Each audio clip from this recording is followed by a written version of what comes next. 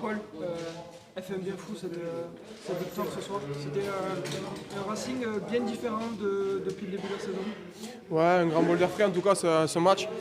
On est très content. À vrai dire, c'est la première fois qu'on joue vraiment un petit peu avec la peur de, voilà, de faire de décevoir notre public. Et aujourd'hui, voilà, on s'aperçoit que quand on a cette petite peur-là, on arrive à faire des belles choses. Hein. Et le but, c'est de garder ça, quoi. Maintenant, je pense que notre match référence, on l'a à la maison. Le but, voilà, c'est maintenant de construire la saison autour de ça, pour derrière faire un joli déplacement à Marc-en-Barry. C'était un peu une soirée de gala, quasiment 5000 personnes en tribune. Le public vous a énormément poussé. C'est ce que vous aimez aussi pour vous transcender derrière.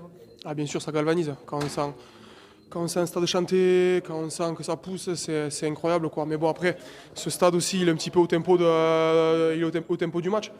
Quand on fait rêver nos supporters, derrière ça suit. Donc le but, c'est de garder ça aussi. Cette euphorie des supporters, il nous la faut. On en a besoin pour le reste de la saison. Le Racing a manqué encore de précision, encore pas mal de maladresse, de l'indiscipline aussi. Il y a quand même encore des choses à gommer sur ce match, même s'il y a une victoire très importante. Forcément, je pense que peut-être aussi il y avait un excès d'envie qui a fait que des fois, pour finir les actions, on n'a pas réussi à les finir. Mais bon, malgré tout, moi je pense qu'il faut retenir quand même le score. Alors oui, c'est vrai que quand on voit le score, on pourrait penser que le point bonus n'était pas loin. Mais moi, ça va faire un petit bateau, ce que je vais dire. Mais le 3-0, je l'aurais pris d'entrée, quoi. Donc du coup, on se satisfait vraiment de ce match.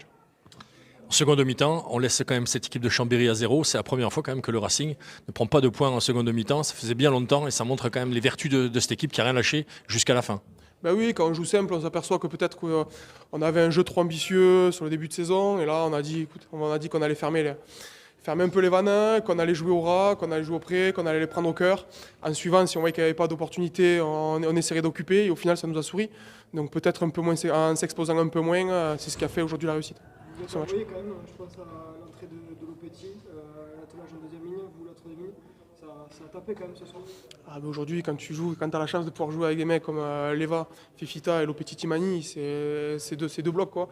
Et qu'aujourd'hui, quand ils ont envie, quand ils sont à 100%, on le voit, ils font rugir le stade sans arrêt. Donc c'est vraiment des bons mecs, c'est vraiment de sacrés joueurs. Et aujourd'hui, je pense qu'il faut qu'on se serve d'eux, c'est le moteur de l'équipe pour le reste de la saison. Tu parlais des matchs références à domicile. Est-ce que c'est aussi un match fondateur pour le Racing pour cette fin de saison? Match fondateur, en tout cas, c'est ce qui nous permet aujourd'hui d'espérer encore le top 2. On savait qu'en perdant ce match, on s'éloignerait du top 2. Aujourd'hui, en plus, il y a les 3e et le 4e. Il y a Rouen qui pousse au cul, Takaka qui pousse au cul aussi. Donc aujourd'hui, voilà, il faut vraiment se satisfaire de ça.